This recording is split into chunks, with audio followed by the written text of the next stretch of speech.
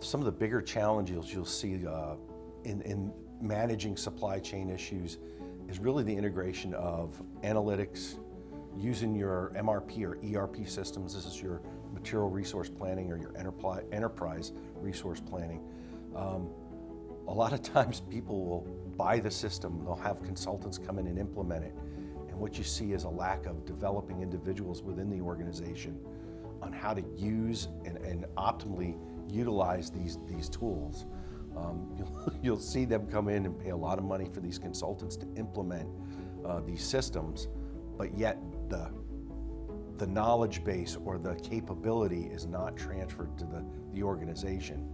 So they wind up either being dependent on these outside consultants to run it for them, who don't necessarily have the business interests at the same as the company, or you see a complete failure of the system, which in our experience, we've seen one major failure of somebody spending several millions of dollars to implement an MRP system, and a year later realizing that they are completely unprepared to use it and abandoning the system.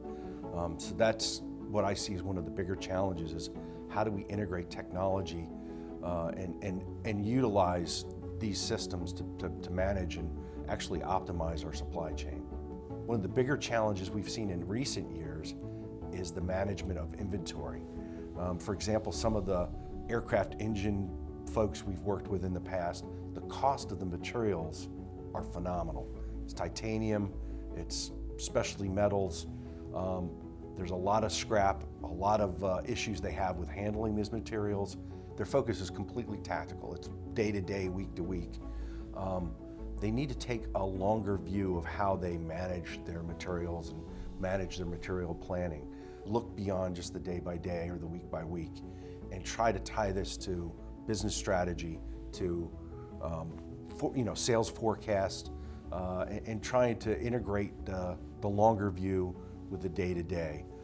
And that's something we do particularly well in adding structure, training, and developing people, creating capability within the organizations, and making it a lasting sort of change once we leave a client.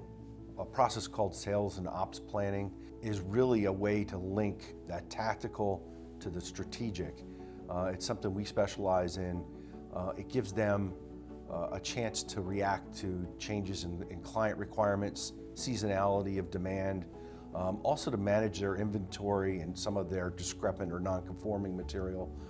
It's critical for leadership to be bought into the significance of supply chain because of the high percentage of their operating costs that's involved in materials.